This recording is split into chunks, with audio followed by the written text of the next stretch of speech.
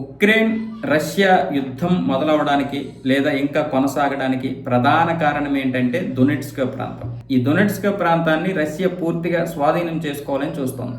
ఇప్పటికే 70% భూభాగాన్ని ఆక్రమించుకుంది లేదా తీసుకుంది. ఈ భూభాగం మాదే అని రష్యా ఎప్పటి నుండో చెబుతోంది. ఉక్రెయిన్ ఈ భూభాగం కోసమే పోరాడుతుంది. ఈ భూభాగమే పోతే మా దేశంలో ఒక గుండెకాయ పోయినట్లు. ఒక మనిషికి గుండెకాయ ఎలాంటిదో ఈ ప్రాంతం అలాంటిది. ఆ 30% భూభాగాన్ని అయినా సరే మేము కాపాడుకుంటామని నాటో దేశాలతో కలిసి ఇప్పుడు పోరాటం చేస్తుంది. మొన్న అలస్కాలో కావచ్చు, మిగతా భేటీలు కావచ్చు, ఫోన్లో కావచ్చు, ట్రంప్ పుతిన్ మధ్య జరిగినటువంటి సంభాషణ ఇదే. దీని గురించే డొనెట్స్క్ ప్రాంతాన్ని ఇచ్చేస్తే మేము శాంతి చర్చలు జరుపుతాము అని. ఇప్పుడు ఇదేం చెప్తున్నాడు వ్లాదిమిర్ జెలెన్స్కీ?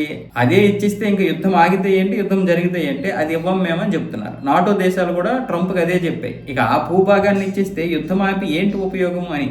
అందుకే ట్రంప్ ఏం చేశాడు, ఈ బుడాపెస్ట్ లో జరగాల్సినటువంటి సమావేశాన్ని వాయిదా వేయించేశారు. వాళ్ళు ఖచ్చితంగా డొనెట్స్క్ గురించి మాట్లాడతారు. ఎవరు? రష్యా వాళ్ళు. ఉక్రెయిన్ ఏమంటుందంటే ఆ డొనెట్స్క్ ప్రాంతాన్ని వదలము అని. దీనికి నాటో దేశాలు కూడా సపోర్ట్ చేస్తున్నాయి కాబట్టి ఇక తేలే పంచాయతీ కాదని ట్రంప్ ఏం చేశాడంటే వాయిదా వేశాడు. ఇప్పుడు ఆసియా ఖండంలో తిరుగుతున్నాడు. సరే, అది పక్కన పెడితే ఇప్పుడు రష్యా ఈ డొనెట్స్క్ ప్రాంతాన్ని పూర్తిగా మేము ఆక్రమించేసాము. అందులో 2 కీలకమైనటువంటి నగరాలు ఏంటంటే పొక్రోవోక్స్, కిపియాన్స్. అంటే ఈ కిపియాన్స్ లోని రైల్వే స్టేషన్ మొత్తం కూడా మా ఆధీనంలోనే ఉంది, ప్రొకియాన్స్ మొత్తం కూడా మా ఆధీనంలోనే ఉంది అని చెప్పాడు, ప్రకటించాడు కూడా. పుతినే స్వయంగా ప్రకటించాడు. ఇది ఉక్రెయిన్ అయితే ఖండిస్తుంది కానీ ఉక్రెయిన్కి సరైనటువంటి బలం లేదు. ఇప్పుడు పేరుకే ఖండిస్తుంది కానీ రష్యా చేసినటువంటి దాడిలో ఇప్పుడు ఇంచుమించు 3 పౌరులు చనిపోయారు, 17 మంది గాయపడ్డారు, 650 డ్రోన్లు మరికొన్ని క్షిపణులతో దాడి చేసింది రష్యా రాత్రి.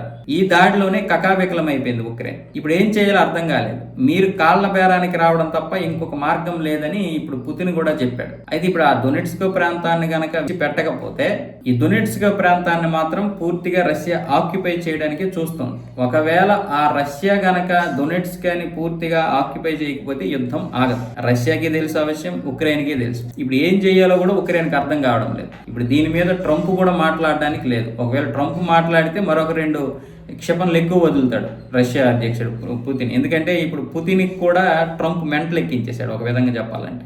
ఎందుకంటే చమురు కొననివ్వడమే కాకుండా ప్రైవేట్ సంస్థల మీద కూడా ఆంక్షలు విధించాడు. దానివల్ల రాబడి తగ్గిపోతుంది. ఇప్పుడు రష్యా చమురు సంస్థలే కొంత ఆస్తులు నమ్ముకోవాల్సి వస్తుంది. ఆ మెంటల్తో కూడా ఉన్నాడు ఇప్పుడు పుతిన్. దాంతో ఇప్పుడు పూర్తిగా ఉక్రెయిన్ మీద ఆ యొక్క ఆక్రోశాన్ని చూపిస్తున్నాడు. ఇక ట్రంప్ కూడా దబిడి అవుతుంది త్వరలో.